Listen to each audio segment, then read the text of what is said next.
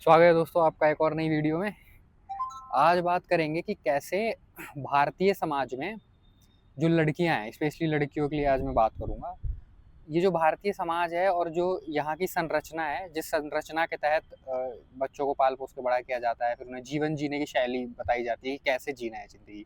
ये जो पूरा तरीका है, जो पूरा स्ट्रक्चर है, ये कैसे लड़कियों को सिर्फ और सिर्फ गुलाम बनाता है। मतलब ये डिज़ाइन इस तरह से है ना कि इसमें लड़कियां गुलाम बनेंगी, नौकरानी बनेंगी। बेसिकली गुलाम वर्ड अप्रोप्रिएट नहीं होगा, नौकरानी।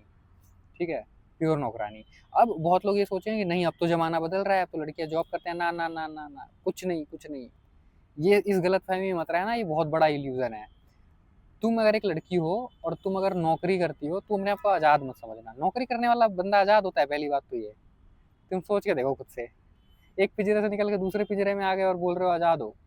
आज़ादी वज़ादी नहीं है, ये नौकरानी ही हो तुम। इनफैक्ट अब तुम ज़्यादा बुरी तरह नौकरानी बन गई हो। अब ये हाल है लड़कियों का कि जो जॉब करने वाली लड़कियों की बात करता हूँ, अभी स्टार्टिंग से सब सब पे बात करेंगे।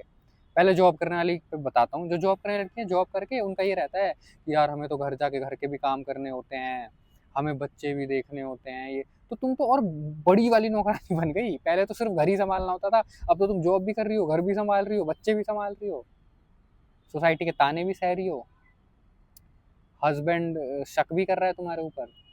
सब होता है, ये मैं जानता हूँ। मैं काम करता हूँ ना, मेरे ऑफिस में बहुत सारी मैरिड वुमेन्स हैं जो जॉब करती हैं। उनके हस्बैंड उन पर शक भी करते हैं कि इनका कुछ चक्कर तो नहीं है। आ जाता है, ह्यूमन ब्रेन है, कुछ भी आ जाता है। इंडियन लड़कों में कॉमन है बहुत, ये कोई बड़ी बात नहीं है। तो तुम तो इतनी चीज़ें झेल रही हो, तुम अपने आप को आज़ाद कैसे बोल रही हो? ये आज़ादी नहीं है, ये तुम्हें आज़ादी का लॉलीपॉप है जो इस सिस्टम ने पकड़ाया है। और तुम इसे लेके बस लॉलीपॉप लेके बैठी हुई हो, और तुम अपने आप को दिमाग में, सपनों में सोच रहे हो कि तुम आज़ाद। इसे आज़ादी नहीं कहते। आज़ादी किसे कहते हैं बताऊंगा इस वीडियो में। और मेरे चैनल की वीडियो जो देखते होंगे उन्हें पता ही होगा किसे कहते हैं आज़ादी। तो जो ये सिस्टम है, ये लड़कियों को कैसे नौकरानी बनाता है। देखो, एक तो बचपन से ही ये हम भारत का कल्चर है कि अरे लड़की है, काम, इसको काम सिखाओ, पोछा मारना, झाड़ू मारना, खाना बनाना आना चाहिए। अरे मतलब तरीके से कपड़े पहनो, ये करो। मतलब जैसे बिल्कुल एक स्लेव के साथ नहीं ट्रीट करते हैं ऐसे। मतलब उसको ऐसे खुला नहीं छोड़ते कि जो करना है कर, हमें नहीं पता। मतलब आप ये भी मत बोलो, मतलब छोड़ दो उसे, ऐसे नहीं।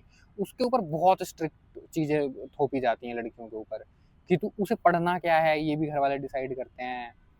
उसे खाना बनाना आना ही चाहिए। अगर किसी लड़की को खाना बनाना नहीं आ रहा तो उसको प्रेशराइज करके, मतलब नहीं, तुझे तो नौकरानी ही बनना है ना, तो तू खाना कैसे, लेकिन नौकरानी को खाना बनाना नहीं आएगा, ये तो बहुत बड़ी बात हो जाएगी। एक ऐसी नौकरानी जिसे खाना बनाना नहीं आता, ये कैसे होगा? तो ये तो कोई लड़का खरीदेगा ही नहीं, ले ही नहीं जाएगा। ठीक है, तो ये सिस्टम ही ऐसे डिज़ाइन है कि लड़कियों को एट द एंड नौकरानी बनाते हैं। अब आज के, जब ये सब आप लोगों को पता ही होगा मैं किस बारे में बात कर रहा हूँ, इसे ज़्यादा एक्सप्लेन करने की जरूरत है नहीं। आपको पता है लड़कियों के साथ किस तरीके से। अब आ जाते हैं आज की डेट में। आज की डेट में थोड़ी चीज़ें बदल रही हैं। जैसे लड़कियां अपने हिसाब से कुछ पढ़ रही हैं, आईटी में जा रही हैं, डॉक्टर बन रही हैं, मतलब अपने हिसाब से पढ़ाई कर रही हैं। तो क्या वो आज़ाद है? ना, वो भी गुलाम है। क्यों गुलाम है?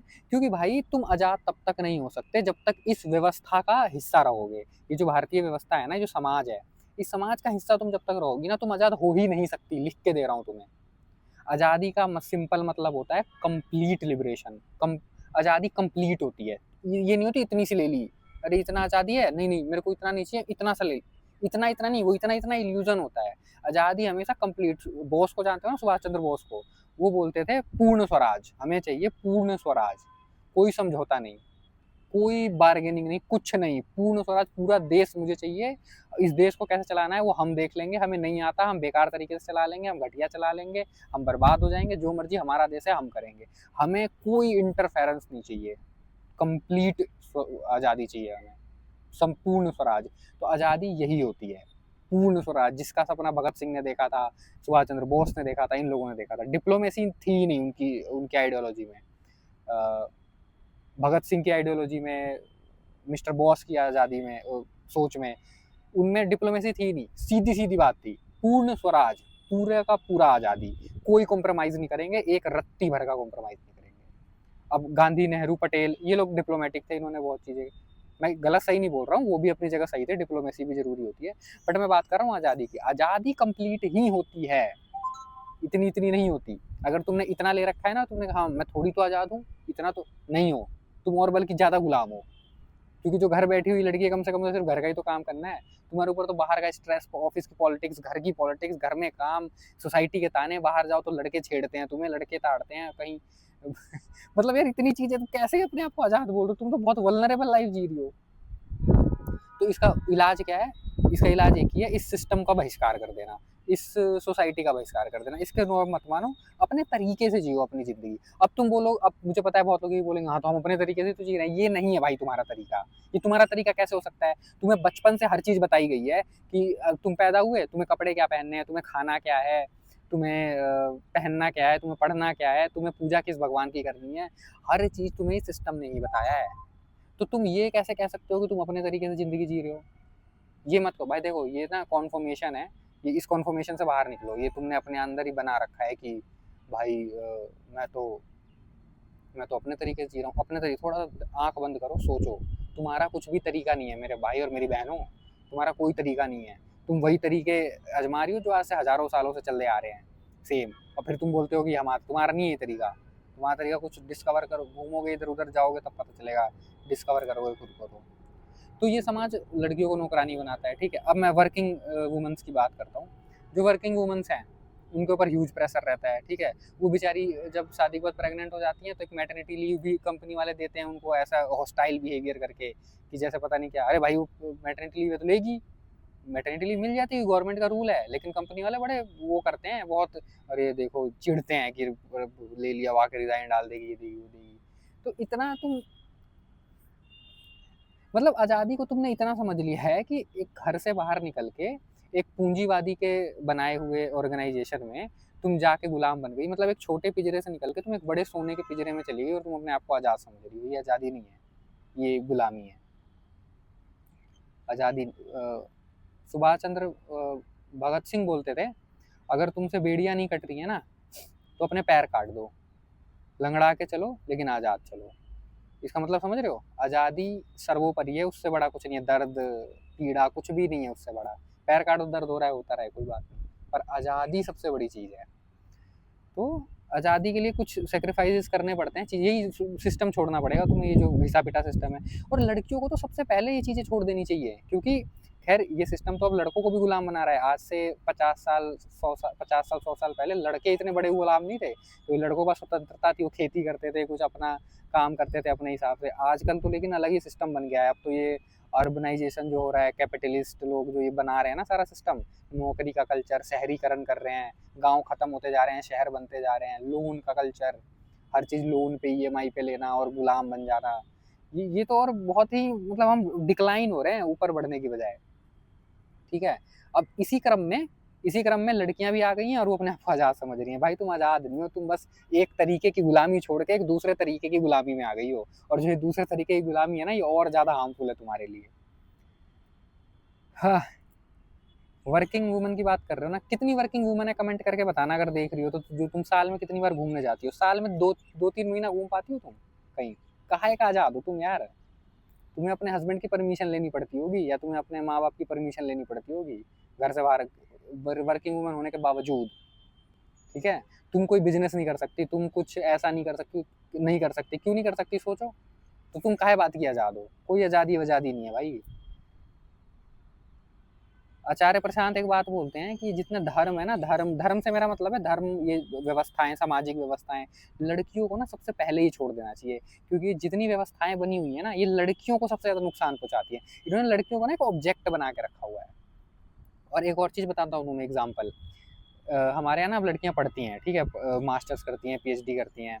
उसके बाद उनके लिए एक ऐसा लड़का ढूंढा जाता है जो बहुत हाई फाई लड़का होता है, मतलब बहुत मोटा पैकेज कमा रहा होता है, अच्छा पढ़ा लिखा है ना, आईआईएम से या किसी बाहर के स्कूल से पढ़ा हुआ होता है, अमेरिका अमेरिका से।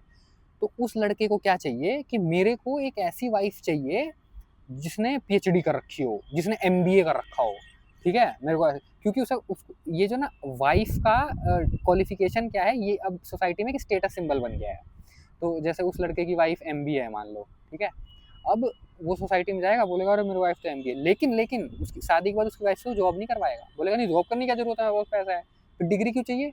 तो मतलब समझ रही हो, तुम्हारी सारी मेहनत, तुम्हारी सारी पढ़ाई सिर्फ तुम्हारे पति का जो वो है, इज्जत है, सो कॉल्ड इज्जत, उस इज्जत को प्रमाणित करने का एक प्रमाण पत्र है बस।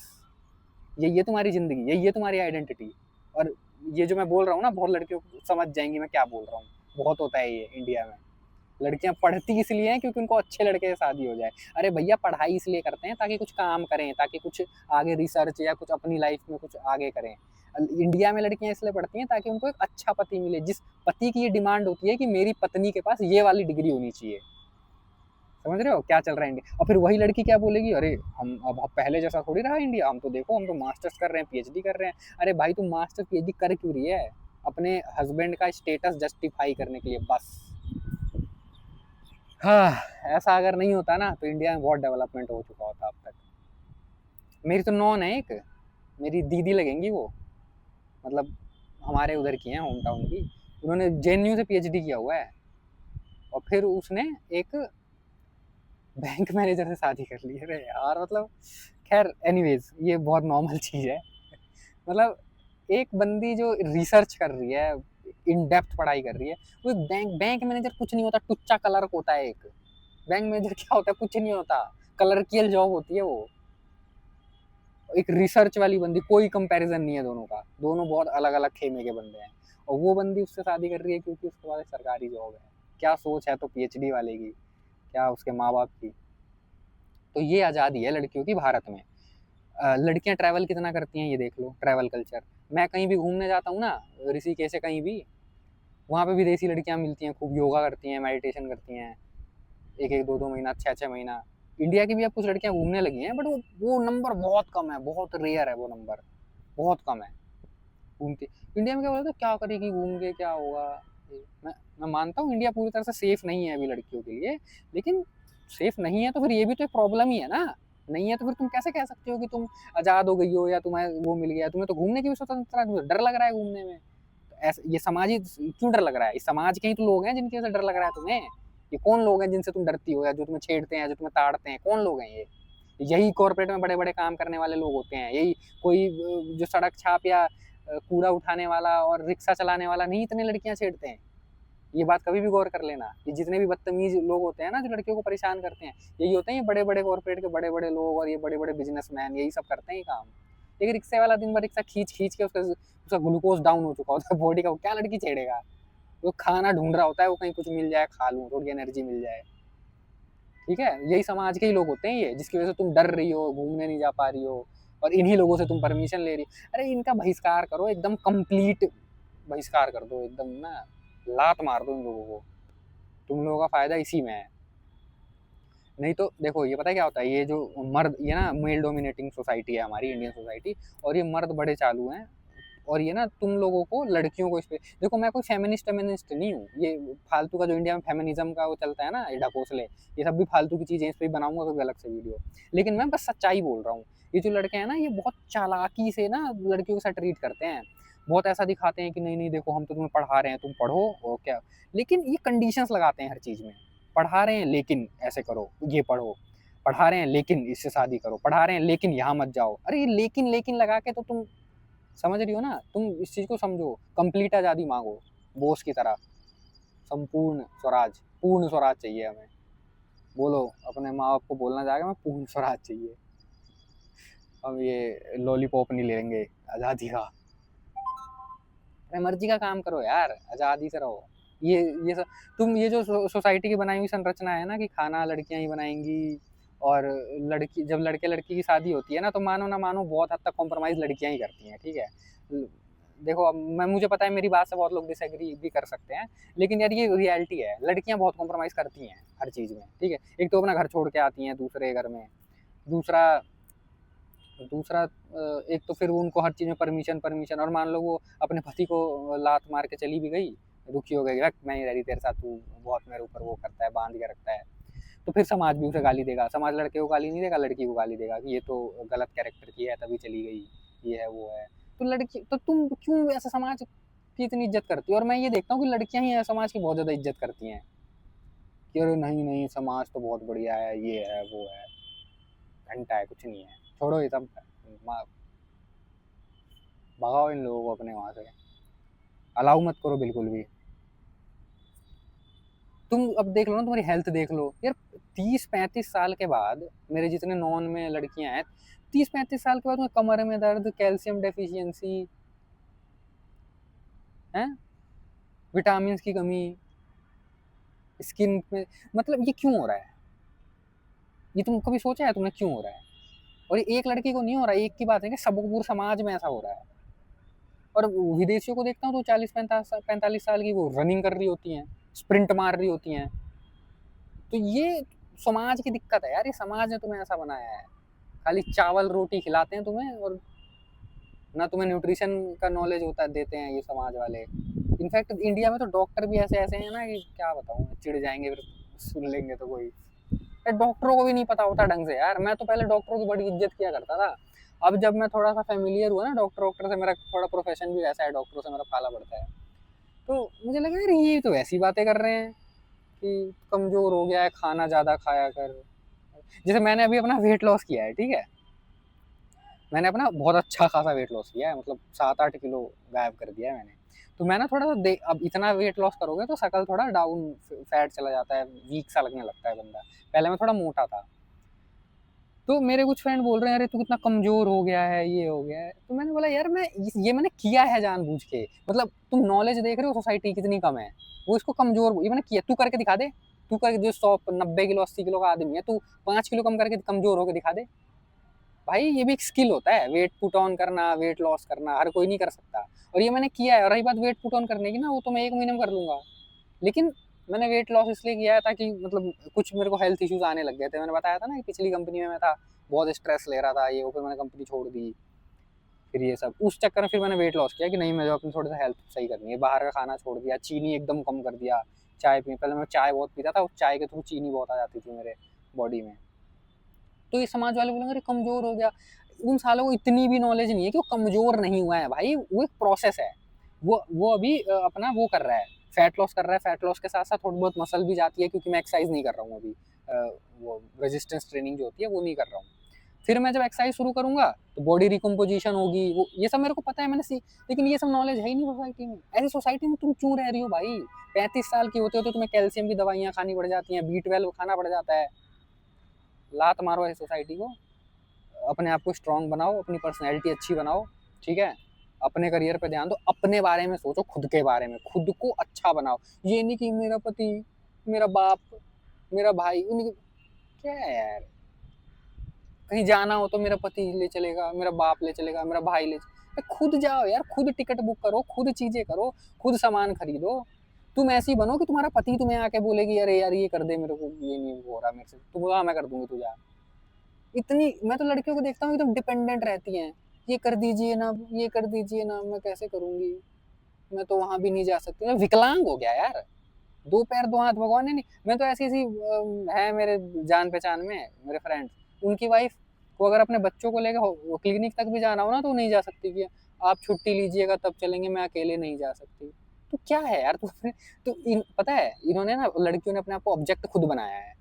जिसने ये खुद से उद्घोषणा कर दी कि मैं एक बच्चे को लेकर क्लिनिक भी नहीं जा सकती, जो खुद पैदा किया है उसने, उसके लिए भी मुझे एक सहारा चाहिए। तुम क्या हो यार, तुम्हारी क्या आइडेंटिटी है? तुम तो एक वो हो, बस एक डिपेंड हो, सहारा लेके खड़े हुए हो किसी के ऊपर। कहीं भी जाना है तो वो लेके जाएगा, कुछ भी करना है तो वो करेगा। कैसी घटिया लाइफ जी रहे हो यार? खुद की कुछ आइडेंटिटी होनी चाहिए ना। क्या आइडेंटिटी है तुम्हारी? सारी लड़कियां ऐसी नहीं होती, बट बहुत कम है जो ऐसी स्ट्रॉन्ग माइंड सेट की लड़कियां होती हैं, बहुत कम है। मेरे नॉन में तो एक आधा ही है, बाकी सब ये कर लीजिए ना, अपने पति को आज जल्दी आ जाइए ना सब्जी लेना, अरे खुद ले आ यार जाके सब्जी यार, खुद जल्दी आ जाइए सब्जी लेके आए। क्या बोल रहा हूँ यार मैं, लेकिन लेकिन मैं जो भी बोल रहा हूँ ना, ये बहुत प्रैक्टिकल बात बोल रहा हूँ, इसको ध्यान से सोचना, अपने आप को मजबूत बनाओ यार, ऐसे गिरा हुआ नहीं। तुम्हारा काम बस वही है, पति के साथ जो कर, उसके अलावा और कुछ नहीं है। इस जीवन में तुम पैदा हुए हो, इस धरती पे आए हो, कोई उद्देश्य नहीं है, कुछ लक्ष्य नहीं है, कुछ नहीं पाना तुम्हें, कुछ नहीं करना तुम्हें। चलो कुछ पाना वाना छोड़ तो कुछ बस डिपेंड रहना है, डिपेंड डिपेंड डिपेंड में ही मर जाना है।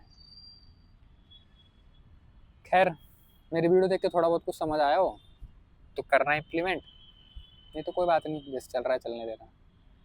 लाइक शेयर सब्सक्राइब, मिलता हूँ किसी अगली वीडियो में, बाय बाय।